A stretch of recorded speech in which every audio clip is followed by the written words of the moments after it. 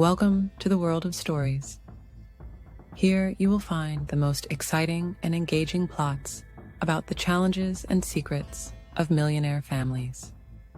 Love, power, betrayals, and second chances. Each story is a dive into the fascinating universe of the rich and powerful. Prepare to be moved, surprised. The grand hall of Richard and Emily Morgan's mansion was a perfect showcase of opulence and pretension. Crystal chandeliers hung majestically from the towering ceiling, casting shimmering light onto polished marble walls. Guests sipped expensive champagne and shared polite laughter, their voices muffled by the sheer enormity of the room. To any outsider, the Morgans were the epitome of the American dream. A successful businessman, a seemingly devoted wife, and two perfect children. But behind the velvet curtains, the reality was far less glamorous. Emily stood in the corner of the room, cradling a glass of wine she had barely touched. Her eyes scanned the room, but her mind was elsewhere, counting down the minutes until the night would end. She was exhausted, not just from the event, but from the charade of her life. Her marriage to Richard had crumbled years ago, yet he insisted on keeping her by his side, a trophy to complement his carefully curated image. To him, she was just another asset, no different from the luxury cars in the garage or the priceless artwork adorning the walls. Richard, on the other hand, thrived in the spotlight. His laughter echoed through the room as he regaled a group of investors with yet another story about his brilliant business decisions. He had a knack for captivating his audience, but Emily knew the truth. Behind the confident facade was a man who leaned heavily on the ideas of others and treated the emotions of those around him as disposable. When the last guest finally left, Emily began clearing empty glasses and plates from the table. It was a task the household staff would handle in the morning, but she needed anything, to keep her hands busy. Moments later, Richard entered the room, still buoyant from an evening of praise and attention. "Another perfect event, wouldn't you agree?" he said, his tone smug as he loosened his tie and poured himself a scotch. Emily didn't respond immediately. She placed a tray of empty glasses on the counter and turned to face him, her expression calm, but her eyes distant. "Richard," she said quietly, her voice steady, "I want a divorce." The word hung in the air, cutting through the comfortable arrogance he carried like armor. For a moment, he simply stared at her, as though she had spoken in a language he didn't understand. Then he laughed, a sharp, derisive sound. "A divorce?" he repeated, taking a sip of his drink. "And what exactly do you think you're going to do without me? Live off alimony? Bake cookies for a living?" Emily remained silent, her composure unwavering. This only seemed to spur him on. "Nobody's going to want you, Emily. You've spent years living off of my success. I'm the reason you have anything at all. You think you're going to just walk away and be fine." His voice grew louder, and he took a step closer. "Let me save you the trouble. You won't survive out there. You'd be nothing without me." She met his gaze, her silence unnerving him in a way he couldn't quite place. When she finally spoke, her words were cold and deliberate. "Tomorrow will be different," she said. "I hope you're ready." Richard scoffed, waving her off as though she were a child throwing a tantrum. "Whatever you say, Emily," he muttered, turning toward his office. "You'll come to your senses." As he disappeared down the hallway, Emily stood motionless in the quiet room. Her hands trembled slightly as she gripped the edge of the counter, but her resolve remained firm. For years, she had lived in the shadow of a man who underestimated her at every turn. But tonight, she had set the wheels in motion. Tomorrow would indeed be different, and Richard had no idea what was coming. The morning light filtered through the heavy curtains of the Morgans' master bedroom, casting muted golden streaks across the floor. Richard was already awake, dressed in his usual tailored suit, reviewing documents for his next business meeting. Emily, lying in bed, opened her eyes slowly. The tension from the night before lingered like a fog, thick and unavoidable. Richard acted as if nothing had happened. He stood in front of the mirror, adjusting his tie with an air of practiced indifference. He glanced at Emily through the reflection, smirking. "I assume you've reconsidered last night's nonsense," he said, his tone light but laced with condescension. Emily sat up, pulling the blanket around her shoulders. "No, Richard," she said softly, her voice steady. "I haven't." The smirk vanished from his face. He turned to face her fully, his expression hardening. "Emily, let's not do this. We both know you're not serious." She held his gaze. "I am." Richard stared at her for a long moment, his jaw tightening. Then he laughed, a short, bitter sound. "Fine. Play your little game," he said, grabbing his briefcase. "But don't think for a second that I'll let you embarrass me. If you think you can just walk out of this marriage and live comfortably, you're delusional." He strode toward the door, but Emily's voice stopped him in his tracks. "You've underestimated me before," she said quietly. "And that's always been your biggest mistake." He didn't turn around, but his grip on the briefcase tightened. Without another word, he walked out, slamming the door behind him. Emily spent the morning in careful preparation. She moved through the house with purpose, boxing up her personal belongings and making notes for the staff. Every action was deliberate, calculated. She had spent years playing the part of the dutiful wife, carefully laying the groundwork for this moment. Now it was time to execute her plan. By mid-afternoon, she left the mansion and drove downtown to meet with her attorney, Susan Grant. Susan was a sharp, no-nonsense woman in her early 50s, known for her ruthless efficiency in divorce cases. She greeted Emily with a warm but professional smile as they settled into her sleek office. "Emily," Susan began, glancing over the stack of documents in front of her, "you've done an impressive job organizing everything. These financial records are meticulous." Emily nodded. "I've been preparing for this for a long time," she admitted. "I needed to make sure I was ready." Susan leaned forward, her expression serious. "And you are. With the evidence you've provided, his infidelity, the financial records showing your contributions to the company, you have a strong case. He won't be able to bully you into a corner." Emily's lips curved into a faint smile. "That's exactly what I'm counting on." As they discussed the next steps, Susan highlighted the key points they would leverage during the divorce proceedings. Emily had ensured that every investment she had made in Richard's company was documented. She had quietly built her own financial security, transferring funds into private accounts over the years. Richard, so confident in his control, had never bothered to notice. Before leaving, Emily handed Susan a sealed envelope. "This is for tomorrow," she said. "I want to be the one to deliver it to him." Susan raised an eyebrow, but didn't press for details. "Of course," she said, slipping the envelope into her briefcase. "We'll finalize everything on our end.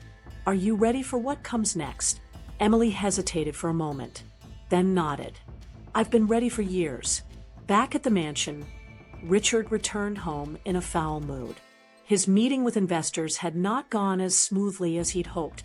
There were whispers of instability within the company, and his accountant had mentioned unusual activity in the financial reports, something about funds being redirected. He brushed it off as a clerical error, but it gnawed at him. He found Emily in the kitchen preparing dinner. The scene was almost surreal. The aroma of roasted vegetables filled the air, and the table was set with their finest china, as though nothing had changed. For a brief moment, He felt a pang of nostalgia for the early days of their marriage, before his ambition and arrogance had taken over. "You've been busy," he remarked, his tone neutral. Emily glanced over her shoulder, her expression unreadable. "I thought we could have dinner together," she said simply. Richard sat at the table, watching her carefully. Something about her calm demeanor unsettled him, but he pushed the feeling aside. As they ate in near silence, he finally broke the tension. "So, what's your plan, Emily?" he asked, leaning back in his chair. "Are you going to run off to some small apartment and live like a single mother? Or maybe you think one of those lawyers you've been seeing will sweep you off your feet?" Emily set down her fork and looked at him, her gaze steady. "You've always been so sure of yourself, Richard," she said. "So sure that you hold all the power. But you've never stopped to think about what I'm capable of." His eyes narrowed. "What's that supposed to mean?" She didn't answer directly. Instead, she stood and began clearing the table. "You'll find out soon enough," she said over her shoulder. Frustrated, Richard slammed his hand on the table. "Enough with the games. Emily, if you think you can intimidate me—" "I'm not trying to intimidate you," she interrupted, her voice calm but firm. "I'm simply telling you the truth. Tomorrow, everything changes." That night, Richard retreated to his office, pouring himself a generous glass of whiskey. He stared at the documents on his desk, his mind racing. Emily's behavior was different, too different. She wasn't the same timid woman who had always deferred to him. As he mulled over her words, his phone buzzed with a message from his accountant. The message was brief but alarming. "We need to talk immediately about discrepancies in the financial records." Richard's brow furrowed. He grabbed the phone and dialed, but the call went straight to voicemail. Irritated, he slammed the phone down and drained his whiskey. He told himself it was nothing, just another minor inconvenience in a day full of them. But deep down, a sense of unease began to creep in. For the first time in years, Richard Morgan felt the unfamiliar pang of doubt. Emily, meanwhile, lay awake in bed, staring at the ceiling. Her mind replayed the events of the day, the conversations, the preparations. She felt a mixture of nerves and exhilaration. For so long, she had allowed Richard to dictate the terms of their life together. Tomorrow, she would take back control. She glanced at the small suitcase by the door, packed and ready. In her nightstand drawer lay another envelope, identical to the one she had given Susan earlier. Both contained the key to her future and the beginning of Richard's reckoning. As the clock ticked past midnight, Emily allowed herself a small smile. For the first time in years, she felt a flicker of hope. Tomorrow would be the start of a new chapter, and Richard, so confident in his invincibility, had no idea what was coming. The morning dawned crisp and clear, but the atmosphere inside the Morgan mansion was heavy with unspoken tension. Emily woke early, her mind razor-sharp as she finalized the last details of her plan. Today, everything would change. The years of waiting, the carefully laid groundwork, it all led to this moment. Richard, as usual, was oblivious. He strode through the house with his phone glued to his ear, barking orders to his assistant about a meeting later that afternoon. Emily watched him from the kitchen, sipping her coffee with an air of calm that belied the storm brewing just beneath the surface. "Emily," Richard called out as he walked past the kitchen door, "don't forget to make yourself useful today. We have guests tomorrow, and I don't want this place looking like a disaster." She said nothing, only smiled faintly as he disappeared into his office. The clock struck 10 when Richard's phone buzzed with an urgent call from his accountant, John. Frustrated by the interruptions to his day, he answered brusquely. "This had better be important, John," Richard said, leaning back in his chair. "It is," John replied, his voice tense. "I've been reviewing the company's financials, and there are irregularities, significant ones." Richard frowned. "What kind of irregularities?" For starters, there's a series of withdrawals from one of the joint accounts tied to both your business and your personal finances. Large sums, millions, transferred into separate accounts over the past 5 years. And here's the kicker. All of those transfers were authorized by Emily. Richard sat bolt upright, the color draining from his face. What the hell are you talking about? Emily doesn't handle the finances. She barely knows how to balance a checkbook. That's where you're wrong, John said, his tone sharp. The paperwork is solid. She's been moving money systematically. And from what I can tell, those funds are completely out of your reach now.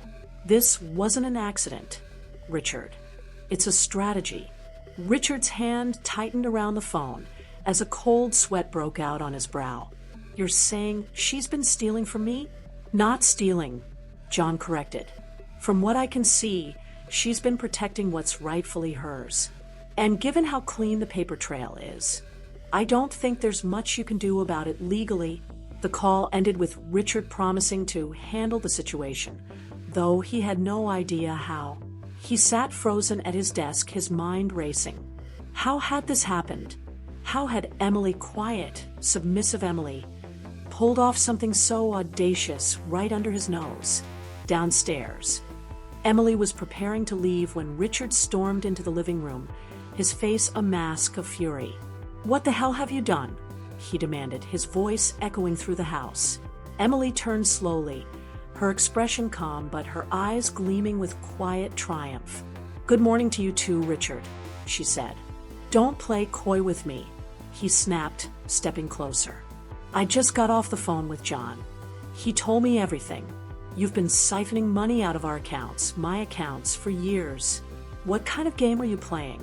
Emily set her purse down on the table and crossed her arms. It's not a game, Richard. It's called survival. Something I've had to learn while you were busy flaunting your success and treating me like I was invisible. Richard laughed bitterly. Survival? Don't make me laugh. You've lived in luxury because of me. Everything you have, everything you are, is because of me. Emily's composure didn't waver. You really believe that, don't you? That I owe everything to you. That I'm nothing without you. You're damn right, he snarled.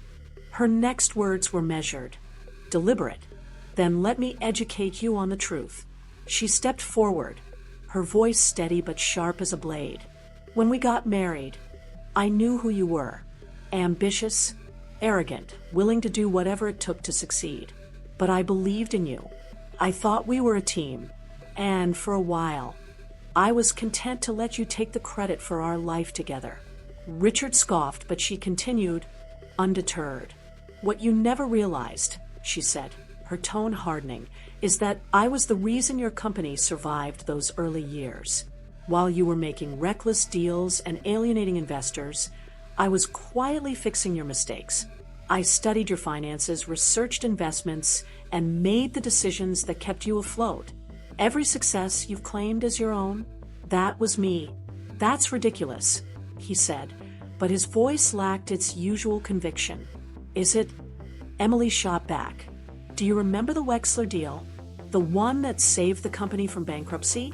That wasn't your brilliance, Richard. That was my strategy. And there are dozens more just like it. She took a step closer, her voice low and cutting. But you were too arrogant to notice. You were so busy basking in your own ego that you never even thought to ask how those miracles kept happening.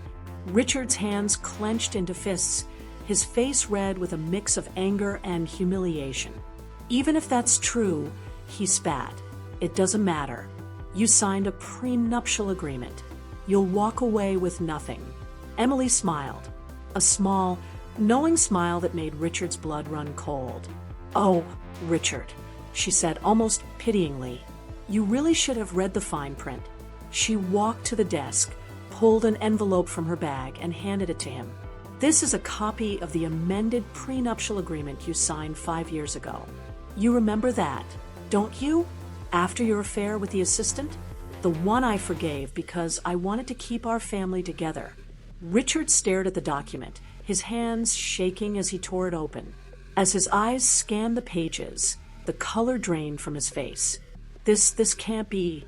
It is, Emily said, her tone matter of fact. You agreed to equal ownership of all marital assets, including the company. And since I've been quietly transferring my share of the profits into separate accounts you have no access to, I'll be leaving this marriage with more than enough to start over. Richard's voice rose, panicked. You can't do this. You'll ruin me. Emily met his gaze, her expression cold and unyielding. You ruined yourself, Richard. I'm just taking back what's mine. The confrontation ended with Richard slumping into a chair, defeated and speechless. Emily picked up her bag and walked to the door, pausing only to deliver her final words. You always thought I needed you, she said. But the truth is, you've always needed me. And now, you'll finally see what it feels like to be left with nothing. With that, she walked out, leaving Richard alone in the cavernous mansion that suddenly felt unbearably empty. For the first time in his life, Richard Morgan was truly powerless. The silence in the Morgan mansion was deafening after Emily left. Richard sat motionless in his office, staring at the prenuptial agreement on his desk. The air was thick with disbelief, humiliation, and anger. How could this have happened? How had Emily, the woman he had dismissed as weak and dependent, orchestrated something so calculated, so devastating? His phone buzzed, snapping him out of his trance. It was John, his accountant, again. Reluctantly, Richard picked up. Richard, we need to address this now, John said urgently. The shareholders are asking questions about the financial discrepancies. They're concerned about the stability of the company. Richard rubbed his temple, his patience hanging by a thread. I don't have time for this right now, John. Just fix it. That's not how this works, John replied. You need to understand something. This isn't just about missing money. Emily's withdrawals coincide with some of the company's key contracts. It looks like she's been systematically untangling herself from your business. We're already seeing the fallout. Fallout. Richard snapped. What fallout? Two of your biggest clients, the Wexler Group and Fenton Industries, just announced they're pulling their contracts. Emily was the primary contact for both. Richard froze. That's impossible. I handled those deals. No, you didn't, John said bluntly. Emily did. She renegotiated the terms years ago and built personal relationships with their teams. Now that she's gone, so are they. The words hit Richard like a physical blow. The Wexler and Fenton contracts were the cornerstone of his company's success, accounting for nearly 40% of its revenue. Losing them would be catastrophic. Get them back, Richard barked. I don't care what it takes. Fix this. John hesitated. It's not that simple, Richard. They've made it clear they're not interested in working with you anymore. The line went dead as Richard slammed the phone down. He stood up abruptly, knocking over a glass of whiskey that shattered on the floor. He didn't care. All he could think about was the empire he had built slipping through his fingers, and Emily's role in its unraveling. That afternoon, the first cracks in Richard's public image began to show. News outlets picked up whispers of the Morgan divorce, fueled by anonymous tips that painted Emily as a long-suffering wife who had finally broken free from her controlling husband. The headlines were brutal. Behind the scenes, the fall of Richard Morgan's fortune, billionaire's wife walks away with millions, and the last laugh. Richard's phone buzzed incessantly with calls from reporters, colleagues, and even friends looking for answers. He ignored most of them, focusing instead on damage control. But the damage was spreading faster than he could contain it. At the office, his board of directors demanded an emergency meeting. When he arrived, the atmosphere was icy. The boardroom, once a place where Richard commanded absolute authority, now felt hostile. We need transparency, Richard, one of the senior members said. Her voice clipped. Clients are leaving, the media's circling like vultures, and the shareholders are panicking. What's going on? Richard leaned forward, his hands gripping the edge of the table. This is a temporary setback. I'm handling it. Handling it, another board member interjected. From where we're sitting, it looks like you've been outmaneuvered. Your personal issues are bleeding into the company, and it's costing us dearly. The room fell into an uneasy silence as the implications of those words settled over the group. I'll fix this, Richard said through gritted teeth. I always do. But as he walked out of the meeting, doubt crept in. For the first time, he wasn't sure if he could. Meanwhile, Emily's departure from Richard's life had been anything but quiet. As news of the divorce spread, so did stories of her quiet brilliance. Former employees and clients who had worked closely with her began sharing anecdotes about her strategic mind and calm leadership. The narrative shifted quickly. Emily wasn't just a victim escaping a toxic marriage. She was a force to be reckoned with. Reporters camped outside her new home, a modest but elegant townhouse in a quieter part of the city. Emily declined most interview requests, preferring to focus on settling into her new life. She spent her days meeting with lawyers, tying up loose ends from her old life, and starting to build something entirely her own. Back at the Morgan mansion, Richard's life continued to crumble. One by one, his allies began to distance themselves. His closest confidants, sensing the shift in power, grew hesitant to stand by him. Investors, once eager to align themselves with his success, began pulling out.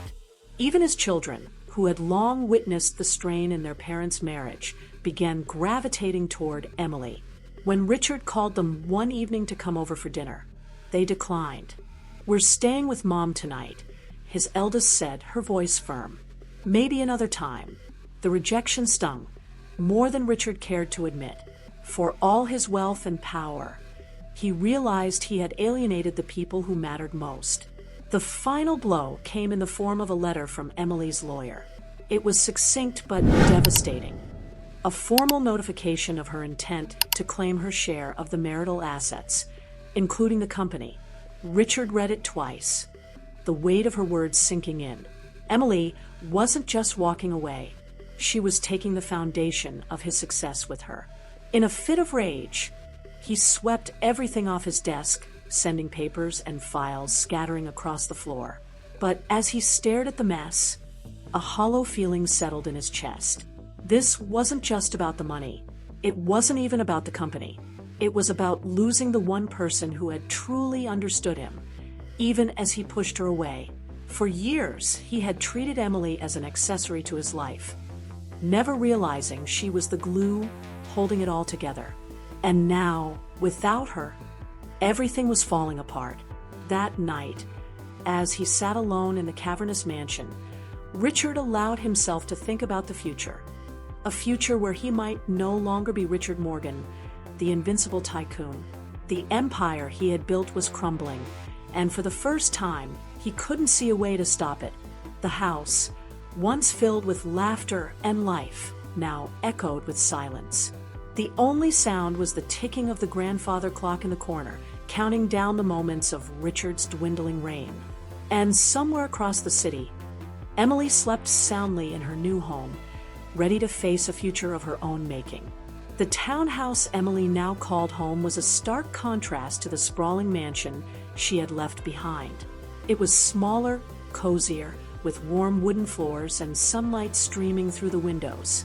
The garden, modest but vibrant, had quickly become one of her favorite places, a symbol of growth and renewal. Every corner of the house reflected her newfound independence, free of the suffocating pretensions of her old life. This was her sanctuary. Emily sat at the dining table, sipping her morning coffee, as she flipped through a stack of paperwork. These weren't legal documents or financial statements, but business proposals. For years, she had been the silent architect behind Richard's success, her brilliance overshadowed by his arrogance. Now, she was using that same expertise to build something of her own. Her phone buzzed, interrupting her thoughts. It was a message from Susan, her attorney. Divorce proceedings finalized. Congratulations. Let's celebrate soon. Emily exhaled deeply, a sense of closure washing over her. It was done. She was officially free. By mid-morning, Emily was seated in the sleek office of a financial consulting firm. Across the table sat Thomas Lang, an influential business magnate who had recently left Richard's orbit. Your reputation precedes you, Emily, Thomas said, leaning back in his chair. When I heard you were branching out on your own, I had to reach out. Your strategic mind was the only thing keeping Richard's empire afloat. Now that you're free, I want you on my team. Emily smiled politely, though she had already decided this meeting wasn't about taking a job. It was about making connections and building her own foundation. I appreciate the offer, Mr. Lang, she said, her voice steady. But I'm not looking to work under anyone else's name. I'm starting something of my own. A consulting firm specializing in turnaround strategies for struggling companies. Thomas raised an eyebrow. Intrigued. Ambitious. But I can't say I'm surprised. They spent the next hour discussing potential collaborations. And by the time Emily left his office, she had secured her first major client. For the first time in years, she felt the thrill of autonomy. This was her time, and she intended to make the most of it. Later that evening, Emily welcomed her two children, Sophie and Daniel, into her home. They had arrived with overnight bags, eager to spend the weekend with her. Mom, this place is so cozy, Sophie said, flopping onto the sofa. It feels peaceful. Daniel nodded in agreement. It's nice not having to walk on eggshells. Emily's chest tightened at the comment. She had always tried to shield her children from the tension in her marriage, but they were sharper than she had given them credit for. I want you both to know, she said, sitting down between them, that no matter what happens, this is your home too. You'll always have a place here. Sophie smiled and leaned her head against Emily's shoulder. We know, Mom, and we're proud of you. For the rest of the evening, they cooked dinner together, laughing and talking as if the weight of the past few years had finally lifted. Across town, Richard sat in his dimly lit office, nursing his third glass of whiskey. The once pristine room was now cluttered with papers, folders, and half-empty bottles, a far cry from the organized empire he used to command. His phone buzzed, and for a moment he ignored it. But when he saw the name on the screen, he hesitated before answering. Richard, came the familiar voice of Arthur Wells, one of his remaining board members. We need to talk. The shareholders are voting to remove you as CEO. Richard's grip tightened on the phone. They can't do that. I built this company. Arthur sighed. You built it? Yes. But you've also run it into the ground. Emily's departure, the lost clients, the financial instability. It's too much. The board believes new leadership is the only way to save what's left. Richard leaned back in his chair, staring at the ceiling. This is all her fault, he muttered. No, Richard, Arthur said firmly. This is yours. The line went dead, leaving Richard alone with his thoughts and the harsh reality of his downfall. The following week, Emily hosted her first seminar at a downtown event space. The room was filled with aspiring entrepreneurs, executives, and even a few reporters curious about her story. Emily stood at the podium, her confidence radiating as she spoke. For years, I lived in someone else's shadow, believing that my worth was tied to someone else's success. But I've learned that our value comes from what we build ourselves, from the courage to step out of the shadows and into our own light. The audience erupted into applause, and Emily smiled, feeling the warmth of their support. After the event, a young woman approached her, clutching a notebook. Ms. Morgan, your story is so inspiring. I've been struggling to leave a toxic job, but hearing you speak gave me the push I needed. Emily placed a reassuring hand on her shoulder. It's never easy to walk away, she said, but sometimes the hardest decisions lead to the greatest rewards. As the young woman left, Emily felt a deep sense of fulfillment. She wasn't just rebuilding her life, she was helping others do the same. Later that night, Emily sat on her porch, enjoying a quiet moment with a glass of wine. The stars twinkled above, a reminder of the vastness of the world and the endless possibilities ahead. Her thoughts were interrupted by the sound of footsteps. She looked up to see Michael Harris, her attorney and close confidant, approaching with a warm smile. "I thought I'd stop by to celebrate your seminar," he said, holding up a bottle of champagne. Emily laughed and gestured for him to sit. "You're relentless, Michael, but thank you." As they talked, Emily felt a connection she hadn't allowed herself to acknowledge before. Michael had been her rock during the divorce, always steady and supportive. Now, in the quiet glow of the evening, she wondered if there might be something more between them.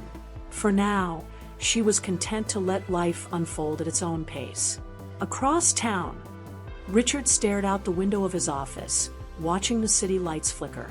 His company was no longer his wealth had dwindled, and his family had moved on without him.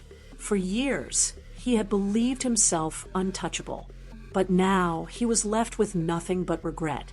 Emily, on the other hand, had risen from the ashes of their marriage, stronger and more determined than ever. Her rebirth was a testament to her resilience, and a reminder that sometimes walking away is the first step toward finding yourself. The days after Emily's seminar felt like a whirlwind, but for the first time in years, the chaos was invigorating, not suffocating. Her phone was constantly buzzing, new clients seeking her expertise, former colleagues congratulating her, and even journalists asking for interviews. She handled each call with a calm confidence that surprised even herself. This was her life now, and she was thriving. Late one evening, as she reviewed a proposal for another major client, she found herself reflecting on how far she had come. Just months ago, she had been trapped in a gilded cage, her identity reduced to Richard Morgan's wife. Now, she was building a legacy entirely her own, and the satisfaction was deeper than anything material wealth could provide. Across town, Richard was grappling with a very different reality. The mansion, once a symbol of his success, now felt like a monument to his failure. The silence was unbearable, broken only by the occasional ring of his phone. Usually bad news. The shareholders had voted him out, replacing him with someone younger, sharper, and untainted by scandal. His finances were in shambles, his reputation irreparably damaged. But what stung the most wasn't the loss of his company or his fortune. It was the realization that Emily, the woman he had dismissed and belittled for years, had outsmarted him. She had walked away with her dignity intact, while he was left clutching the remnants of a life he no longer recognized. One evening, fueled by a mix of anger and desperation, Richard decided to confront her. He hadn't spoken to her since the divorce was finalized, and the idea of seeing her now, triumphant, independent, filled him with equal parts dread and fury. But he couldn't let her have the last word. When he arrived at her townhouse, the sight of it unsettled him. It was modest compared to their old home, yet it exuded warmth and life in a way the mansion never had. As he rang the doorbell, he rehearsed what he would say, determined to regain some semblance of control. Emily opened the door, her expression neutral, as she regarded him. "Richard," she said simply. "Emily," he began, trying to sound composed, "we need to talk." She stepped aside, allowing him in, but the casual way she returned to the kitchen made it clear this was her domain now. He followed her, noting the absence of grandeur he was used to, and the way it didn't seem to matter. "What do you want, Richard?" she asked, pouring herself a glass of water. He hesitated, thrown off by her calmness. "I came to discuss what happened, to understand why you thought it was necessary to destroy me." She set the glass down and turned to face him, her gaze steady. "Destroy you," she repeated, her tone incredulous. "Richard, I didn't destroy you. You did that all on your own. I simply stopped letting you take me down with you." He bristled at her words, but he couldn't deny the truth in them. "I admit I made mistakes," he said, his voice quieter now. "But I never thought you'd betray me like this." Emily's laugh was soft but devoid of humor. "Betray you? Do you even hear yourself? For years, I stood by you, cleaned up your messes, supported you while you humiliated me, dismissed me, and acted like I was nothing more than a decoration in your life. If anyone betrayed this marriage, Richard, it was you." Her words cut deep, and for a moment he had no response. He had come here expecting anger, tears, perhaps even an apology. Instead, he was faced with a woman who had clearly moved on without him. He began, struggling to find the right words. "I don't understand how you could do this. Walk away. Leave everything we built together." She shook her head, her expression softening slightly. "We didn't build anything together, Richard. I built things and you took the credit. I spent years thinking that was enough, convincing myself it was okay to be invisible as long as I kept the family together. But one day, I realized I deserved more than that. I deserved to be seen." The silence between them was heavy, but Emily didn't look away. For the first time, Richard truly saw her, not as the quiet, accommodating wife he had taken for granted, but as the strong, capable woman she had become. "I'm sorry," he said finally, the words foreign and awkward in his mouth. "I know I can't change the past, but I am sorry." Emily nodded, acknowledging his apology but offering no comfort. "I appreciate that, Richard, but it doesn't change anything." He left soon after, walking out into the night feeling smaller than he ever had before. Emily, meanwhile, returned to her paperwork, her focus unshaken. She had no room for Richard's regret in her life now. Her future was calling, and she intended to answer it fully. Over the following weeks, her consulting firm gained traction quickly. Word spread about her sharp instincts and ability to turn struggling businesses around. Clients poured in, eager to work with her. She moved through each day with a newfound energy, her confidence growing with every success. One evening, after signing a major deal with a corporate client, she found herself at dinner with Michael, her attorney, and now a close friend. The conversation flowed easily, their shared laughter filling the small restaurant. As they walked back to her townhouse, Michael paused. "You've come so far, Emily," he said, his voice warm. "It's inspiring to see you like this, free, thriving. I always knew you had it in you." She smiled, touched by his words. "Thank you, Michael. I think I always knew too. I just needed the chance to prove it to myself." For the first time in years, Emily felt a sense of completeness, not because of anyone else, but because of what she had achieved. She had reclaimed her life, her identity, and her happiness. And as she closed the door to her home that night, she realized she was finally, truly at peace. Thank you for watching this exciting story.